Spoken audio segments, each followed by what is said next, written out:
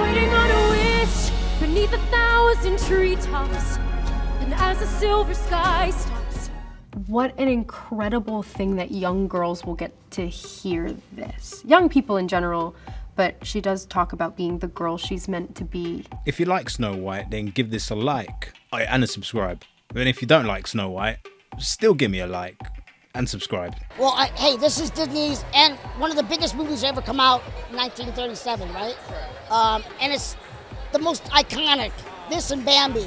With the live action, they start off by longing it out. With the animation, you go straight into the crux of it. The first bit of action you see is the Queen asking the mirror who's the fairest of one all, and then she gets her answer, and she ain't pleased. For a 1937 movie, the ripples in the water look exceptional. If that was done back in 1937, somebody deserves an Oscar for that. But in the second scene, in the animated Snow White, this is where I don't really enjoy the film. I'm gonna sing into the well, and I'm gonna wish for a man to come, and then a man comes, and then I run away, and then get a little bit excited and start singing to him. However, the Queen is watching the whole thing. I need this girl killed. In the live action film, she's trapped, blah, blah, blah. However, we do get a new song, and I do like it. I think this has got gravitas towards it, and I think this is going to last the test of time, especially when it comes to Disney princesses. Waiting on a wish, and then however it goes on. And as the silver sky stops, I long to leave the walls behind me. There's been so many versions of Snow White on screen since the original animated version. I gave that one 3 out of 5. It's just like an average film. Running time helps it as well. Not long until the rights are lost and we can see a horror version of Snow White. But more importantly, people, who's your favourite Snow White? I like Kristen Stewart as Snow White personally. It's pretty basic. She's very good. She's compassionate. She's got this connection to the earth. She's a caretaker. Robert Pattinson. What a guy. I really hope that I have a similar heart to hers. She has this beautiful, unending kindness and positive outlook towards the world. Full disclosure, I've never been into Disney. Not as much as most people I know. I loved the original 1940s Pinocchio. Not so much the live-action Massacre though. I like the 1994 Lion King. Not so much the photo-generated, stupid new version we have. And then you got ones I have zero interest in, like Cinderella. I mean, that remake was terrible. Can't do it. Beauty and the Beast remake, now that was a difficult watch. Considering I actually do enjoy the animated Beauty and the Beast film. Unfortunately, Guy Ritchie's Aladdin is probably the best remake out of all the Disney remakes so far.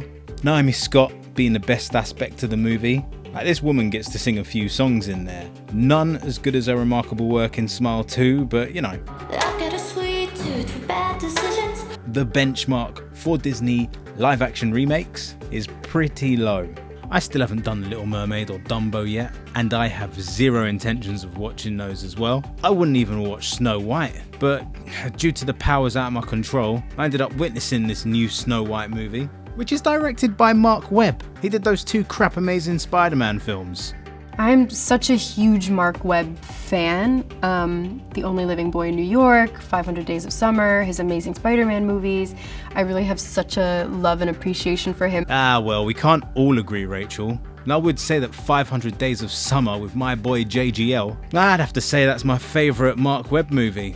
It was cute, and JGL is just a great entertainer.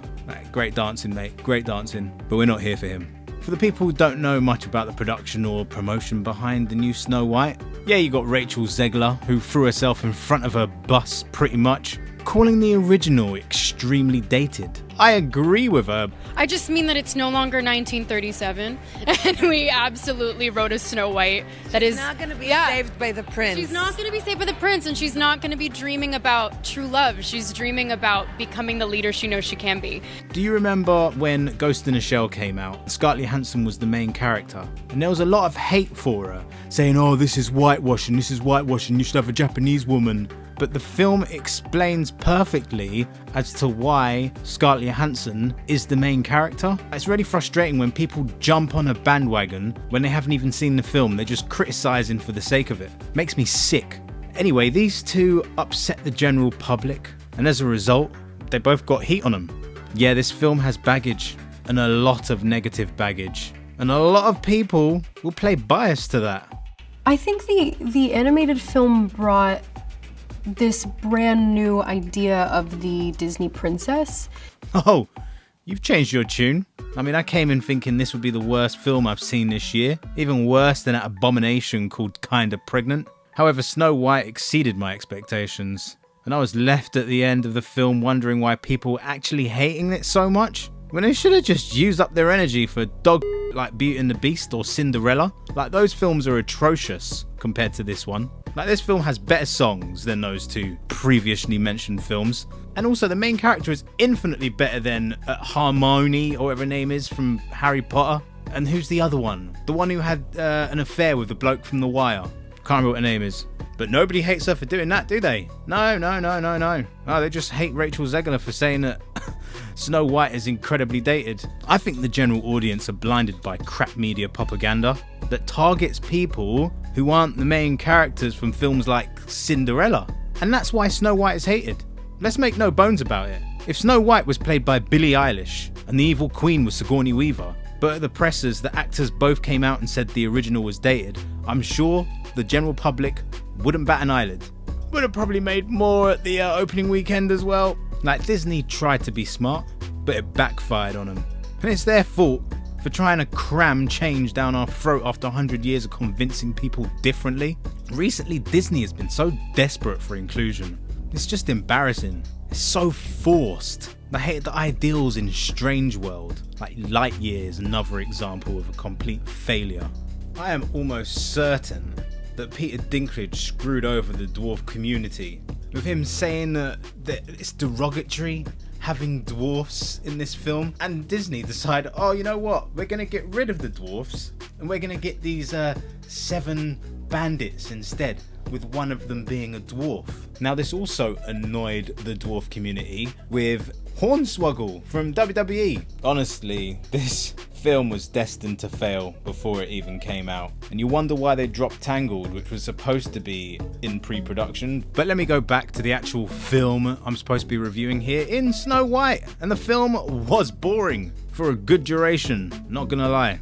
However, that wishing on a wish has definitely grown on me. It's got a decent chorus. Close my eyes and see the girl I'm meant to be. I like it. You just hope that what you're singing is hitting home for somebody, and that one day when the emotions are just too great to speak, they can sing it. Now, let's hope so, Rachel, because I've heard worse songs than that from Disney. The aesthetic of Snow White looked incredibly cheap. Like, the town was so basic. The scope, when you see... I don't know how much they spent on this film, but I'm sure it's a considerable amount. So much of my life has been dedicated to portraying Snow White. I've been attached to this movie and this girl for 5 years now. You've been spending 5 years on this film. That's a really big percentage of my life and career. Yeah, I can imagine. But I can see that they didn't spend money on the set. That was just stupid. All of this apple crumble stuff, like, you know, everyone dancing around being so happy. Like, give me a break, man. And then it's, you know, the usual fable. Mum dies, classic Disney storytelling. The dad wants to someone else, like it's Cinderella again. And he chooses the wrong woman, like in Cinderella, and she neglects his daughter. But what I liked about Snow White, compared to Cinderella, is the brushing over the mum stuff. It just got longed out in Cinderella. So yeah, Snow White gets put in the basement, her dad gets killed, and she's cleaning up all the time and happens to bump into some bloke who looks like Link from Zelda, without the ears, and the crossbow, and the sword. They both got hoods though. I wanted to make sure that even with Jonathan's journey, that if he is starting from a more cynical place, that he is inspired by those pure forces of good, so that he sort of looks around and says, oh no, there is still something worth fighting for. And I think Snow White gives him that. You know what, I've got to be honest, this Jonathan guy is pretty good. And he has good chemistry with Zegler. I mean, not as much as her and that bloke from West Side Story, but still. So she saves him after he steals potatoes. The evil queen gets upset and wants to kill Snow White. So she sends a huntsman out and he's like, nah man, she's cool. I've got a knife up against her and she's just talking to me like a human and I like that. So he basically says, nah, you're alright, you can stay alive. He goes back, The Queen's like, I could kill you, but what I'm gonna do, I'm gonna put you down in the basement so you can wait for Jonathan to come down when I capture him, and then you two can escape together. Which I honestly didn't mind that. Snow White ends up meeting the dwarfs, these CGI dwarfs. They look terrible, but again, I've seen worse. Best thing though is that they don't overstay their welcome, but then we get introduced to the controversial bandits. They didn't even get a line. The only one who gets a line is the dwarf. I mean, what is this? Nobody else has pointed this out. The dwarf saves the day. He saves everyone at the end. Because Snow White decides that I'm going to go to my castle that's been taken over by the Queen. I'm going to talk to everyone. I'm going to talk to Paul. I'm going to talk to Dave. I'm going to talk to Peter. And I'm just going to tell them that I used to love making pies with you and singing. Then the Queen gets upset. She tries to stab her and the dwarf shoots the dagger out of her hand. Yeah, me talking about it just does sound a bit dumb and outrageous, but it was fine. I've seen much worse when it comes to Disney. This was completely fine. Oh yeah, forgot, the Queen does some cool stuff. You know, in the original cartoon, Snow White meets the old lady, the Queen turns herself into an old lady, gives her an apple. They do that in this film, and they do it well. Here, I really had the opportunity to come out of my skin. I must say that in the film, in the original film, and also in this film, my favorite parts to play in was when I was the Old Hag. Yes, gal, this was your performance. Because when you were the evil queen, you was rubbish. Your singing was atrocious. Honestly, we didn't need Gal Gadot in the film. They could have found someone else. I really like the look of the old lady and what Gal Gadot had to do in order to look like that. The whole process was, to get all the prosthetics and everything on, it was about 4.5 hours. You start one thing and then 4.5 hours later you turn into this whole different thing. Snow White, she eats the apple and goes into a deep sleep. They stand around her for about 3 minutes and then Jonathan turns up after he's escaped with the other huntsman, walks up to her, kisses her on the lips. I mean, I don't understand why he's kissing her on the lips, but I loved that we pretty much disregarded all that crap. And it also meant we got to play a little bit more with Snow White being the hero. She's now awake and she wants to claim what's rightfully hers. And obviously, I said we had the confrontation, Dwarf saves the day, and oh my god, at the end, they're all singing in white. I mean, if you're going to be eating an apple crumble wearing white, you're going to spill some on yourself. They're in the ye oldie days, and they're going to get dirty as soon as they walk out in the streets. I don't understand why everyone's wearing white at the end of the film. That annoyed me as well. How did I even give this film 2.5 stars? I mean, I should just be knocking off stars whilst talking about this. Because whilst I'm chatting about it, the film is just getting worse. And that stupid magic mirror is another idea I can't stand. How is the Queen the fairest? Even when she turns up at the very beginning and she's like, oh, who's the fairest? And he's like, yeah, you, darling. How? How is she the fairest? And then all of a sudden, oh, Snow White becomes fair because she had a conversation with you about fairness? Fearless, fair, brave, true. How quaint. It's absolutely stupid. The thing is though, Snow White is bad, but in the grand scheme of Disney remakes, it's one of the better adaptations or reimaginations. I mean, am I wrong, people? And if so, why? Let's argue in the comments, hopefully. Disney's most recent release before Snow White was that photorealistic Mufasa, the Lion King, which actually opened to just 35 million in December. However, it managed to make 252 million in America and 716 million worldwide. I mean, seriously, what the hell happened with that? What the hell happened with Sonic 3? I have dishonored my marshmallow.